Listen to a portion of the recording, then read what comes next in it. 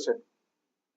এটা কি বলেছে, এটাই বলছে কোয়েশ্চেনটা দেখে কেমন ভয়ঙ্কর লাগছে, যে এ বি সি তিনটে নন কোপ্লেনার ভেক্টর, রাইট? তো আমরা একটা কায়দা করব। কি কায়দা দাদা? কি কায়দা করব? এটা আমি একটা ভিডিওতেও বলেছিলাম, যখনই এরকম দেখবো না তিনটে নন কোপ্লেনার ভেক্টর, আমরা কি করব, এগুলোকে আইজে কে ধরে নেব। ওকে, তাহলে আই ক্রস জে কে হয়? কে হয়। B cross C J cross K হয়? আই জে কে হয় আই। আর এটা কত হচ্ছে? কে ক্রস আই, তার মানে এটা হচ্ছে জে। ঠিক আছে, তাহলে sin x K cap plus cos y i cap plus 2 j cap. ঠিক আছে, এটা কি বলেছে? এটা perpendicular to i plus j plus k। তাহলে i plus j plus k এর সাথে যদি পারপেন্ডিকুলার হয় তাহলে ডট প্রোডাক্ট করে দাও।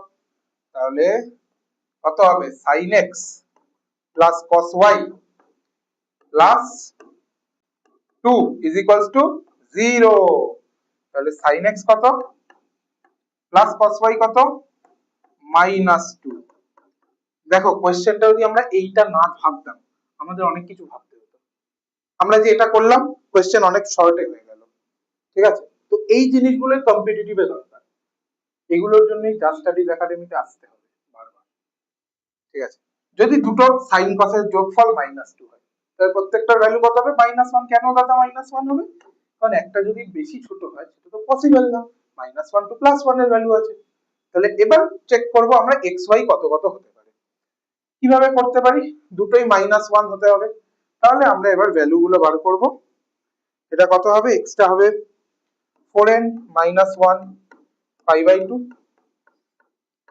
ঠিক আছে, আর y টা হবে আমাদের 2m + 1 π। এটা হলো জেনারেল সলিউশন। ঠিক আছে, এখানেই যেহেতু a আসে, এবার আমরা যদি চেক করি n টা 0 বসালাম, তাহলে π/2 এর হোল স্কয়ার প্লাস π এর স্কয়ার কত হচ্ছে? 5π²/4 হচ্ছে। এখানে আমি 1 বসালাম, 3π/2 মানে 9π²/4 প্লাস এখানে 1 বসালাম, 3π 9π² কত হচ্ছে? 45π²/4। অপশন নেই, কাটো। এখানে 1 বসালাম, তাহলে π² প্লাস 9π²/4, সেটাও অপশনে নেই। তাহলে কি করবে? ছেড়ে দাও।